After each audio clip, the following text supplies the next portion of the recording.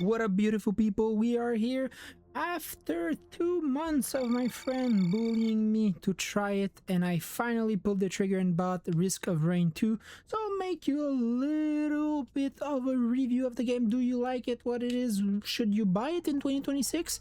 In my honest opinion on it, I did do a couple of runs on my own. I did not really play it a lot alone. I did especially play with my friend who has all of the expansions, so we could do a little of comparison. I will also state if the DLC are worth it. But for now, let's start a little run with the base champion or like hero, whatever. Base, it's gonna be everything base, normal mode.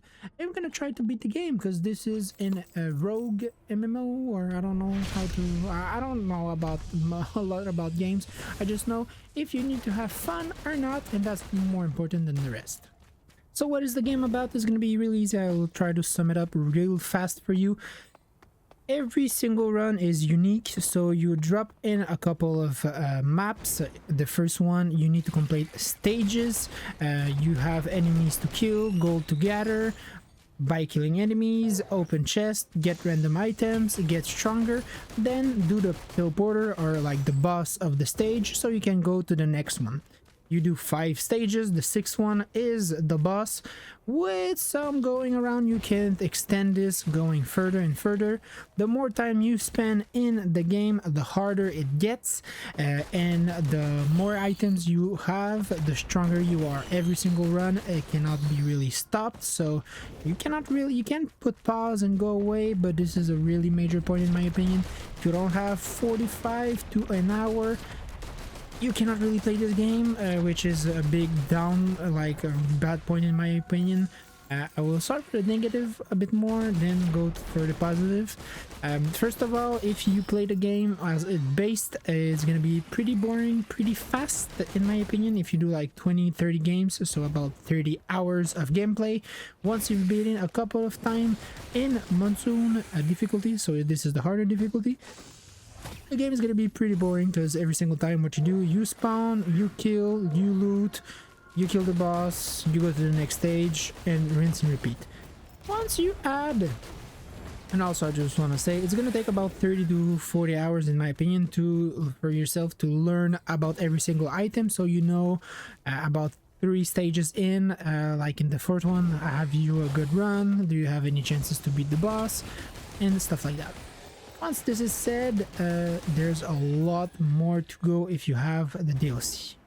Even without DLC, every single time you will be starting a teleporter. Once you are in harder modes, you will notice, there's always action, so if you have something to not really put your mind to, but just really have some pleasure, just like shoot down enemies, this is the game for you. I don't think there is a bit of strategy because it's so randomized. Yes, there's some skills, but once you've played a couple of times a champion, the skill gap is, in my opinion, pretty easy to reach. I'm not looking into like getting in the top players of this game. This is really a small and fun like way to play the game. I discovered the game. One of the rules I put myself in is to look as little as possible online about the game, and really it helped me. Beating bosses sometimes after like 5-6 win, and you see for the first time a new boss, it's nice. And like I said, there's so many combos that you're not aware, or things you don't know. You have challenges to unlock new heroes, challenges to unlock new abilities on new heroes. So there's a lot of things like that that will help you progress. But if I can give you one trick, is to look as little as possible about the game online, so you can learn by yourself. If you look everything online, the game is gonna feel pretty boring pretty fast, because you can have like cheat sheets, explanation for everything. It's gonna be pretty boring if you play it that way, in my opinion. This being said, let's talk about, is it worth it buying it? This is the title of the video, I think. I'm not sure. Let me know if that's the title. So, nope, it is not. Simply, it is not. This being said, it is not at full price. but it does come. I don't know how often, but for myself, I bought it at a really good discount. And let me tell you, because I'm talking Canadian money, I'm from Canada, so this is Canadian money. But the base game is 29 bucks, and every single DLC is 17. And this means after taxes, after everything, it's $92 if you want to get Risk of Rain 2 with all of the DLCs, which is pretty expensive.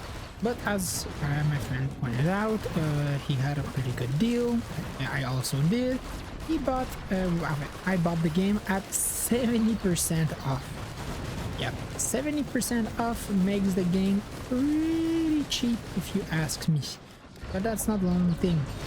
The reality is you can get it at 30, 50%. At 30% I'd wait, because at 50% is actually worth it.